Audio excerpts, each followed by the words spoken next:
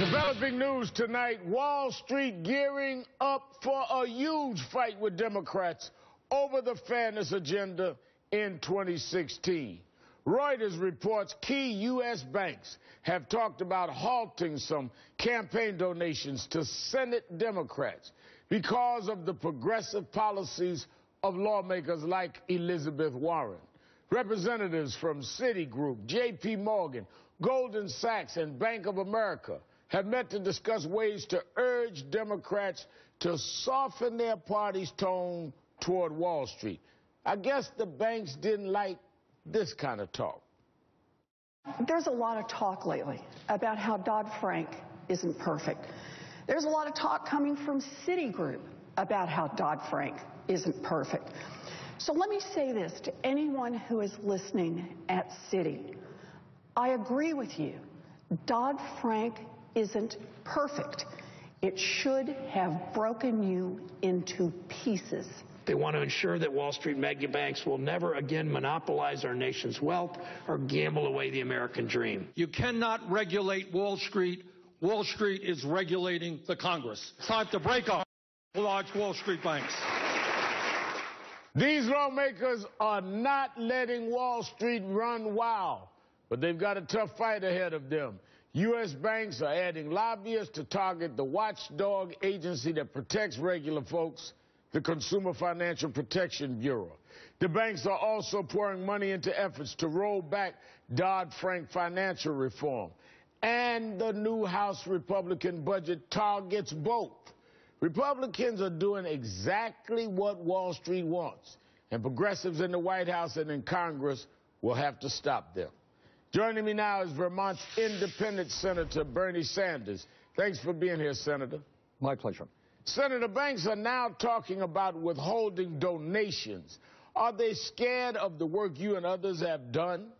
Well, I think they're beginning to get nervous that the American people are catching on, that the ethos of Wall Street is greed and fraud, that it is unacceptable, Al, for 6 financial institutions to have assets equivalent to 60% of the GDP of our country, to issue half the mortgages and 2/3 of the credit cards in this country.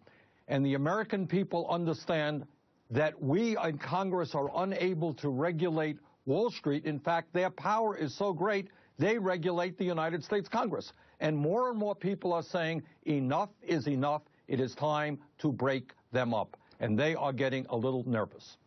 You know, Senator, financial reform is a big part of President Obama's legacy.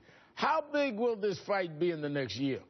Well, it's going to be a huge fight because, as every listener and every viewer understands, it was the greed and recklessness and illegal behavior of Wall Street which drove this country into the worst recession since the Great Depression. These people are greedy, greedy, greedy. They want more and more and more, and they're prepared to destroy the economy to get what they want. And ultimately, what we as a nation have got to say is, do we stand up to this incredible power? Do we create a financial system whose job is to make sure that small and medium-sized businesses can grow jobs in this country? Or do we continue to have a Wall Street which is an island unto itself, whose only goal in life is to make more and more money for their stockholders and the CEOs of the big firms?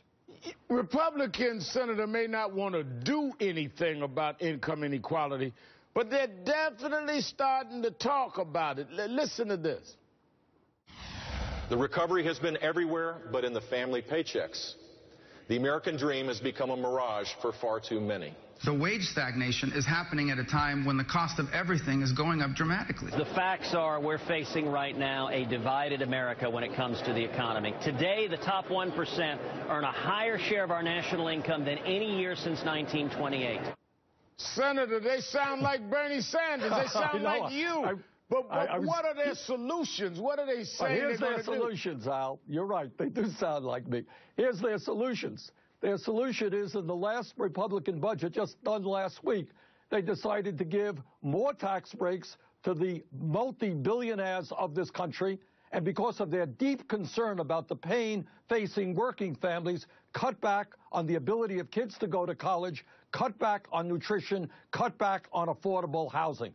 And by the way, add another $38 billion into defense spending unpaid for. If they are concerned about working families, let them start talking about and acting on raising the minimum wage, dealing with pay equity, stop trade agreements which cost them jobs. I'm afraid all they are is rhetoric. They're catching on that the American people are upset, but they, in fact, have nothing concrete to offer. Senator Bernie Sanders, thank you for your time tonight. And, Senator, we'll look forward to seeing you next week at the National Action Network 2015